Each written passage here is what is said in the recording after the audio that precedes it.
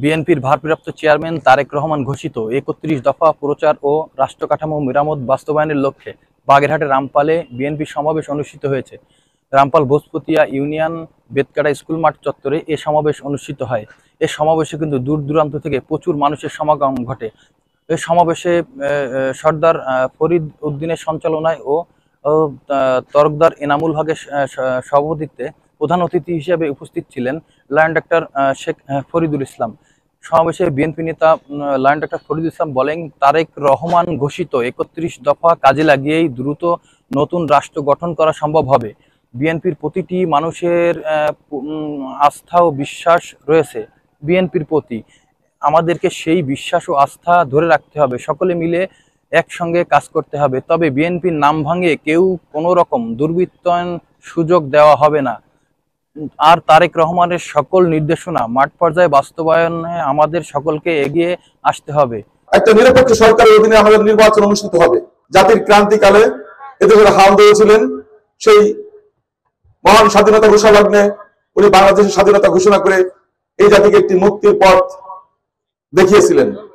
ঠিক তেমনি পরবর্তীতে দেশ যখন ঘোর অমানুষের ভিতর নিপতিত হয়েছিল, ঠিক তখনই উনি এদেশের হাল ধরে নেতৃত্ব দিয়ে এদেশকে একটি স্বনির্ভর বাংলাদেশের দিকে উনি এগিয়ে নিয়েছিলেন। হাল কাটা বিভিন্ন ধরনের কর্মসূচির মধ্য দিয়ে উনি এদেশের মানুষকে সুখী সমৃদ্ধ বাংলাদেশের স্বপ্ন দেখিয়েছিলেন। তলাবিহীন ঝুড়িকে উনি শস্য সমলা দিয়ে ভরিয়ে দিয়েছিলেন। আমরাও ওনার ডাকে সাহায্য তখন খাল কাটা সহ বিভিন্ন কর্মসূচিতে তখন আমাদের স্কুল থেকে আমরা অংশগ্রহণ করেছিলাম। ঠিক তেমনি উনি এদেশের মানুষের কর্মসংস্থানের জন্য গার্মেন্ট শিল্পকে উনি চালু করেন।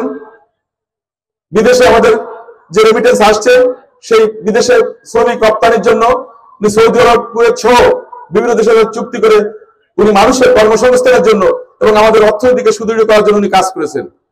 ক্যামেরায় ওয়াও, স্টাইল দেখাও, Xenon X21 পারলে ঠেকাও। ওনার যোগ্য সহধর্মিণী আমাদের প্রিয় নেত্রী বেগম খালেদা জিয়া নারীদেরকে ক্ষমতায়ন করার জন্য নারী শিশু মন্ত্রণালয় উনি গঠন করেন, মুক্তিযুদ্ধ মন্ত্রণালয় গঠন করেন এবং বিভিন্ন ধরনের মহিলা এবং শিশুদের জন্য কল্যাণমূলক উনি কর্মকাণ্ড গ্রহণ করেন। তার ভিতরে শিক্ষাবৃত্তি ছিল মেয়েদের জন্য একটি অন্যতম।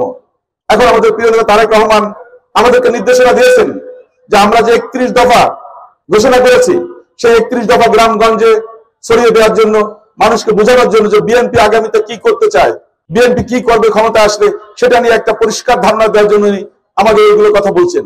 এই দফাগুলোর ভিতর অনেকগুলো দফা আছে যেগুলো হচ্ছে রাষ্ট্র সংস্কারের সাথে জড়িত, সংবিধান সংস্কারের সাথে জড়িত।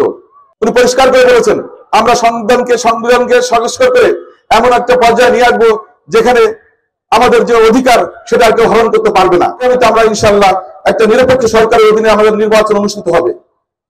মানুষের ভোটাধিকার ফিরে পাবে। এই ভোটাধিকার ফিরে পাওয়ার জন্য বিএনপি গত 15-16 বছর ধরে একটানা সংগ্রাম করছে এবং প্রত্যেকটা ক্ষেত্রে আমরা জীবন দিয়েছি মানুষের অধিকার প্রতিষ্ঠা করার জন্য। ভোটাধিকার যদি আপনার থাকে, আপনি যোগ্য লোককে আপনার মেম্বার নির্বাচিত করতে পারবেন, যোগ্য লোককে ইউনিয়নের চেয়ারম্যান নির্বাচিত করতে পারবেন, আপনার উপজেলার চেয়ারম্যান নির্বাচিত করতে পারবেন, সংসদে পাঠাতে পারবেন যোগ্য নেতৃত্ব। আপনার ভোটাধিকার এটা আপনার একটা নৈতিক অধিকার, মৌলিক অধিকার। সেই অধিকার ফিরিয়ে দেওয়ার জন্য আমরা আন্দোলন করেছিলাম, সেই আন্দোলন সফল হয়েছে। এখন আপনাদের দায়িত্ব সঠিক লোককে নির্বাচিত করা।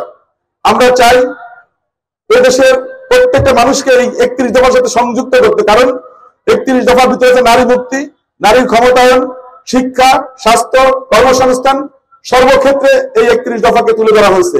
এমনকি আমাদের স্বাস্থ্য সেবা নিয়ে সেখানে তুলে ধরা হয়েছে।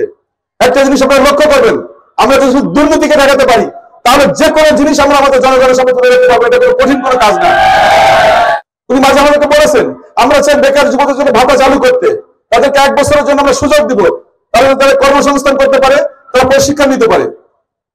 মহিলাদেরকে বিভিন্ন ধরনের সুযোগ দেওয়া হবে, তাদেরকে কুটির শিল্পের জন্য পারদর্শী করা হবে, যাতে তারা নিজেরা স্বাবলম্বী হতে পারে, তারা যেন নিজেদের খামারকে তারা শক্তিশালী করতে পারে, প্রশিক্ষণ দেওয়া হবে। আমরা চাই এদেশের মানুষকে নিয়ে একটি সুখী সমৃদ্ধ বাংলাদেশ গড়তে।